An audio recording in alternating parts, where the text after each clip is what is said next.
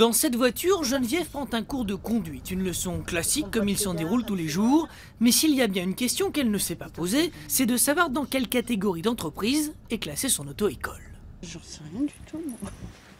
Je sais pas. Je vous dis honnêtement, je sais pas. Eh bien, il s'agit d'une TPE, une très petite entreprise, c'est-à-dire qu'elle compte moins de 10 salariés. Pour Régina, la monitrice, cette structure est un atout. La proximité, puis l'ambiance, l'entente, la communication entre employés, entre employeurs et employés aussi. Du côté du patron de l'auto-école, être une TPE n'est pas une question de choix. On est 5 salariés, mais malheureusement, on aimerait plus, mais on ne pourra pas.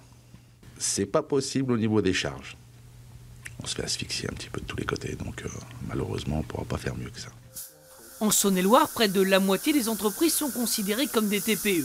Bon nombre sont dans le commerce de détail, comme ce magasin spécialisé dans la sonorisation et l'éclairage.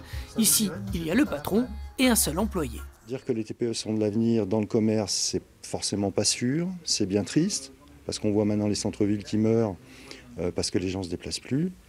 Donc je ne suis pas persuadé que ce soit l'avenir, mais enfin c'est un statut qui est intéressant parce que on est indépendant totalement. Comme dans tout système, il y a donc des bons et des mauvais côtés, alors quelles en sont les faiblesses et les forces. Un ancrage local, ce qui empêche par contre un développement un peu plus large sur l'Europe, car les structures sont trop fragiles et trop légères pour pouvoir conquérir les marchés extérieurs.